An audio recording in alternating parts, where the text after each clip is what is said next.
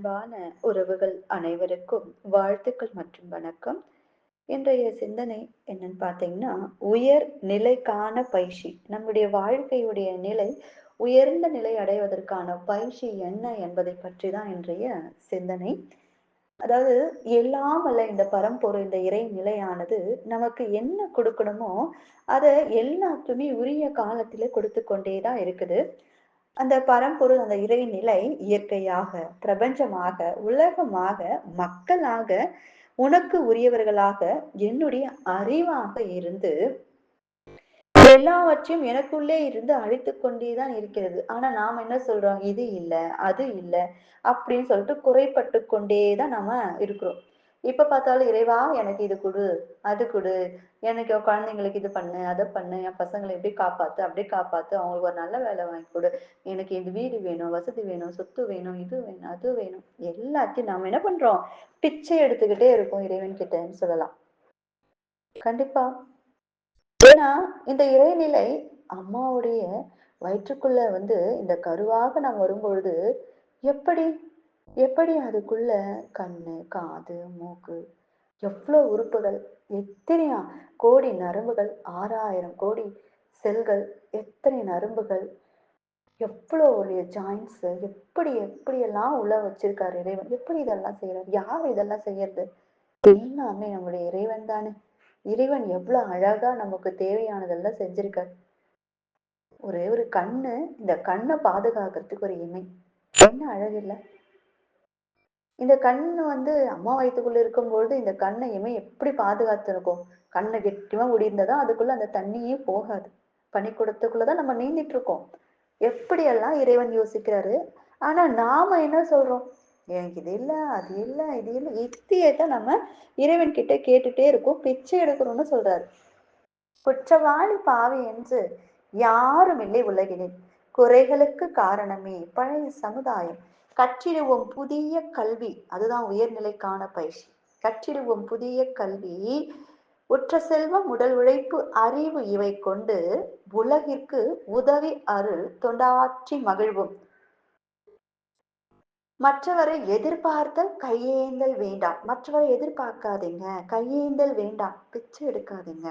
மானிடியம் இறைவனை நம் மனதடியில் தேடுங்க அப்படின்னு அழகா சொல்லியிருப்பார் வேதாத்ரி மகரிஷி ஐயா. யாரு குற்றவாளி யாரும் இல்லை இந்த உலகத்துல. எல்லாமே இறைவன் நமக்கு அழகா கொடுத்திருக்காரு. நீங்க ஏன் இது இல்ல அது இல்லைன்னு கேட்டுட்டு இருக்கீங்க அப்படின்னு சொல்றார். செய்ய வேண்டியதை மனம் கோணாமல் செய்துவிட்டு கவலைப்படாமல் பிறரை நொந்து கொள்ளாமல் இரு. உனக்கு முரண்பட்டவர்கள் என யாரேனும் இருந்தாலும் அவர்களை வாழ்த்திக் கொண்டே இரு அப்படின்னு சொல்றார். கண்டிப்பா செய்ய வேண்டியதை என்ன செய்யணும், இந்த குடும்பத்துல நம்ம என்ன செய்யணும், அதை நம்ம செஞ்சுட்டே வந்துட்டே இருக்கணும். அடுத்தவங்களை பத்தி யோசிக்காம கவலைப்படாம நாம இருக்கணும். இப்ப நமக்கு முரண்பட்டவர்கள் யாருன்னா இருக்காங்கன்னா அவங்கள நாம் எந்நேரமே வாழ்க வளமுடன், வாழ்க வளமுடன், வாழ்க வளமுடன் அப்படின்னு சொல்லிட்டு வாழ்த்துட்டே இருக்கணும் அப்படின்னு அழகா சொல்றார். உன்னை வாழ்த்திக்கொள், உன் குடும்பத்தை வாழ்த்து, சுற்றத்தாரை வாழ்த்து, சமுதாயத்தை வாழ்த்து, மன அமைதியை பேணும் வகையில் தியானம், சிந்தனை, அகத்தாய்வுவற்றில் தொடர்ந்து ஈடுபட்டு பயிற்சியை மேற்கொள் அப்படின்னு அழகா சொல்லிட்டார். வாழ்த்திட்டே இருங்க. உனக்கு முரண்பாடா யாருன்னா இருக்காங்களா? அவங்கள வாழ்த்து. வாழ்த்தி, வாழ்த்தி, வாழ்த்தி அவங்கள நல்வழிப்படுத்து அப்படின்னு அழகா சொல்லிட்டாரு ஐயா.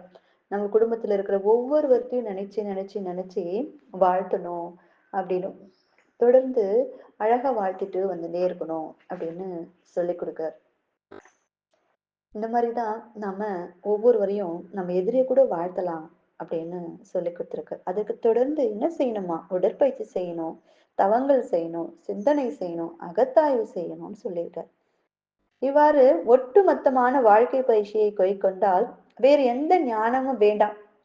இன்னும் ஒரு கடவுளும் வேண்டாம். ஏனென்றால் எந்த செயல் செய்தாலும் அதன் விளைவு கடவுள் செயல்தான். அது இயற்கையினுடைய விளைவுதானே. அழகா சொல்றேன். நீ எந்த ஒரு இதுவும் செஞ்சுட்டு இருக்காத. இந்த பயிற்சிகளை வேதாத்ரி மகரிஷியா சொன்ன பயிற்சி அழகாக 9 வகையான உடற்பயிற்சிகள், அகத்தாய்வுகள். இதை தொடர்ந்து காயகல்ப பயிற்சி இதை செஞ்சுட்டு வா. எனக்கு எந்த நோய் சரியாகணும், அந்த நோய் எதையுமே யோசிக்காத. இந்த பயிற்சிகள கம்பல்சரி நான் செய்வேன் உறுதி எடுக்கணும். அப்ப எந்த நோயும் நம்ம கிட்டயே வராது. பயிற்சிகள் சரியா செய்யறது இல்ல. தியானங்கள் சரியா செய்யறது இல்ல. அப்புறம் எப்படி எல்லா பிரச்சனையும் நம்மளுக்கு சால்வ் ஆகும்? கண்டிப்பா சால்வே ஆகாது. தொடர்ந்து பிரச்சனைகள் வந்து கொண்டே தான் இருக்கும். நீ செய்யும் செயலுக்கு தக்கவாறு, பொருளுக்கு தக்கவாறு உனக்கு இன்பமோ, துன்பமோ, வெகுமதியாகவும், தண்டனையாகவும் கொடுத்துக் கொண்டே இருப்பது எதுவோ, அதுதான் எல்லாம் வல்ல இறைநிலை. இறைநிலை நீ என்ன செயல் செய்றியோ, அது நல்லது செஞ்சா நல்லது கிடைக்க போகுது. தீயது செஞ்சா தீயது கிடைக்கும் போது, இன்பமோ, துன்பமோ, வெகுமதியோ, தண்டனையோ உடனுக்குடனே தப்பு கணக்கிட்டு தானொன்று எதிர்பார்த்தால் ஒப்புமோ இயற்கை விதி. ஒழுங்கமைப்புக்கு ஏற்றபடி அப்போது அப்போதே அளிக்கும் சரி விளைவு. தப்பு கணக்கு போட்டு நாம ஒண்ணு எதிர்பார்த்து ஒண்ணு செய்யுமா? அது நடக்குமா? அப்போதைக்கு அப்போதே விளைக்கும் சரி விளைவு. என்ன? இறைவன் கொடுப்பார். இதை எப்போதும் கவலையுற்று இருப்பார். இதை உணரார். எப்பவுமே கவலைப்பட்டுன்னு இருக்கும். இதை உணர்வாங்களா? நான் செஞ்ச தப்பு தான் எனக்கு இந்த தண்டனை கிடைக்குது அப்படின்னு யாருன்னா உணர்வாங்களா? இங்க வந்தவங்க தான் உணர்வாங்க. ஆகவே அந்த இறைவனை உன்னுடைய செயலின் விளைவாக காலையிலிருந்து மாலையில் வரையில் பார்த்து மதிப்பு கொடுத்து வா. அதுவே கடவுள் வணக்கம். அதை விட்டு தனியாக கடவுளை தேட வேண்டாம். ஒவ்வொரு செயலையுமே நம்ம விழிப்பு நிலையா இருந்தோம். விழிப்பு நிலையா இருந்து இருந்து இருந்து அந்த செயலை செய்யும்போது அழகா இருக்கும். அதுல எந்தவித மாற்றமும் தேவையில்லை. அதை நம்ம கடவுளை தேடினே போக வேண்டிய அவசியமே இல்லை. ஒரு இடத்துல அமர்ந்து இப்ப நம்ம ஒரு இடத்துல அமர்ந்து தியானம் பண்ணும்போது இறைநிலையோடு அந்த சுத்த வெளியோடு நம்ம மெர்ஜ் ஆகுறோம். அதை நான் தொடர்ந்து நம்ம செஞ்சுட்டே இருக்கோம். ஆனா என்னென்ன கோயில் கோயிலா நம்ம தேடி இறைவனை தேடி போயிட்டு இருந்தா இதெல்லாம் ஒண்ணுமே தேவையே இல்லை.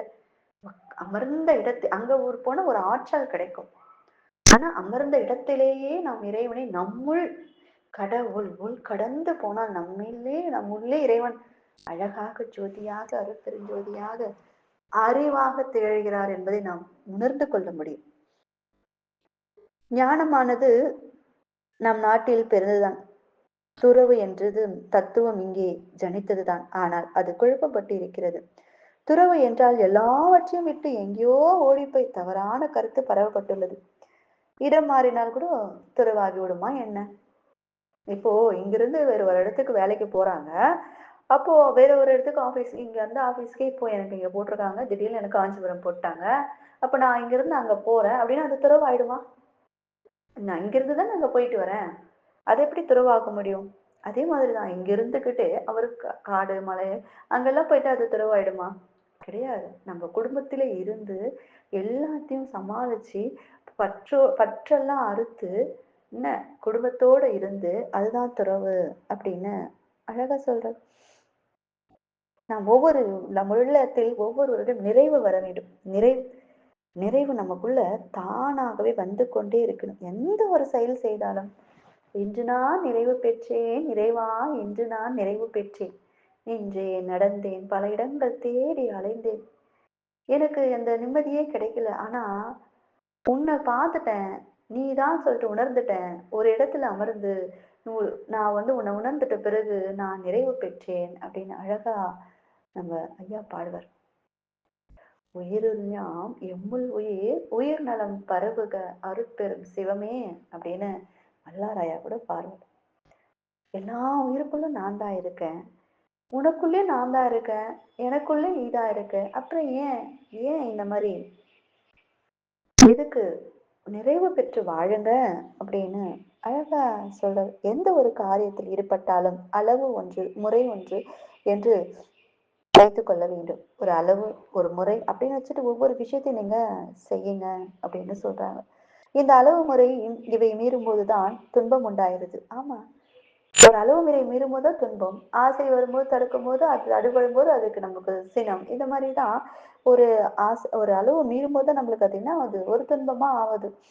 இந்த அளவு முறை இரண்டையும் கடைபிடித்தால் அதுதான் துறவு. வாழ்க்கையில் இல்லறத்தில் இருந்து கொண்டே அளவு முறையோடு நம்ம வாழ்ந்து வந்தால் அதுதான் துறவு. இந்த கருத்தைத்தான் அழகாக ஐயா சொல்லியிருப்பாரு. உறவிலே கண்ட உண்மை நிலை தெளிவுதான் துறவு அப்படின்னு. உறவிலே இருந்து அந்த உண்மையை கண்டு தெளிவடைவு தான் துறவுன்னு சொல்லிட்டு அழகாக சொல்லியிருப்பார்.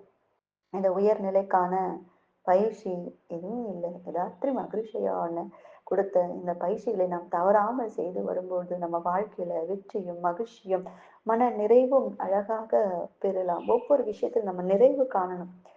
இறைவனை தேடி தேடி தேடி இந்த கோயில் போனா எனக்கு இந்த பிரச்சனைகள் சால்வ் ஆயிடும், இந்த இடத்துக்கு போனா அந்த இடத்துக்கு போனா எல்லா இடத்துலயும் ஒரு வைப்ரேஷன் கிடைக்கும், ஒரு பாசிட்டிவ் எனர்ஜி கிடைக்கும். அந்த இடத்துல இருக்கிற ஆற்றல் நம்மளால வாங்கிட்டு வர முடியும். ஆனா நாம் இருக்கின்ற இடத்திலேயே அந்த ஆற்றலை நம்மால் உருவாக்க முடியும். ஏனென்றால் நமக்குள்ளேவே இறைவன் இருக்கிறார். நாம் அமர்ந்து தியானம் செய்து செய்து செய்து பயிற்சிகளை செய்து செய்து நம் பாடல்களை அகவல் பாராயணம் இதையெல்லாம் நம்ம பாடி பாடி பாடி நம்ம ஆற்றல்களை அப்படியே இந்த பிரபஞ்ச களத்தில் நாம் கலக்கும் பொழுது நாமளே ஆற்றல் களமாக நம்மால் மாற முடியும். அதற்கு ஒன்லி பயிற்சி மட்டும்தான். அந்த பயிற்சிகளை செய்து நாம் தூய்மை அடைந்து நாம மட்டும் தூய்மை அடைவது மட்டுமில்லாமல் மற்றவர்களையும் தூய்மையடை செய்து இறைநிலையோடு எல்லாரும் அந்த பாதையில சென்று இந்த உலகம் முழுவதும் அமைதியில் மகிழ்ச்சியில் சந்தோஷமாக வாழணும். அதற்கான வழிமுறை தான் இந்த மனவளக்கலை. எல்லா மகான்களும் இதுதான் சொல்லி கொடுத்துட்டு போயிருக்காங்க. அதன் வழி நடப்போம். அனைத்து மகான்கள் வழி நடந்து நம்முடைய இலக்கு எதுவோ அதை நாம் சென்றடைவோம். அந்த உயர் நிலைக்கான பயிற்சியாகிய தியான முறைகளையும் தவ முறைகளையும் அழகாக செய்து அறமும் கூடவே செய்து வரணும். ஜீவகாருண்யம் செய்து வரணும். பசித்தோர் முகம் பார். நீ கடவுளை காண வேண்டுமா? பசித்தோர் முகம் பார் என்கிறார் வள்ளல் ராமலிங்க அடி. அதனால் பசித்தவருடைய முகத்தை பார்க்கணும். அவர்களுக்கு நம்மளால முடிந்த உணவுகளை செய்து கொடுக்கணும். எவ்வளவோ பேர் எல்லா வசதிகள் வீட்டுல இருந்தும் அவங்களால திருப்தி இல்லாம இருக்காங்க. திருப்தி அடையல. இந்த உணவு சாப்பிட்டா எனக்கு முடியல, அந்த உணவு சாப்பிட்டா முடியல, இது செஞ்சா பிடிக்கல, அது செய்தா பிடிக்கல. தெரு ஓட்டத்துல ஒரு உணவு, ஒரு கைப்பிடி சாதம் கொண்டு போய் கொடுத்தா அவங்க முகத்துல மகிழ்ச்சி. அவங்க எத்தனை நாள் சாப்பிடலையோ பசித்தோர் முகம் பார். அங்கேயே இறைவன், ஒரு இறைவனே இறைவனுக்கு உணவு கொடுக்கிறது. என்ன அழகில்ல. இதை அனைவரும் சிந்தனை செய்யணும். நாம் நாம் வாழ்க்கையில் உயர்நிலைய பதவியாகிய இந்த இறை நிலையாகவே மாற வேண்டும் என்றால் பயிற்சி என்பது மிக மிக மிக மிக இன்றியமையாதது. இது ஒவ்வொரு மனிதனும் சிந்தனை செய்யணும். வாழ்க வளமுடன்.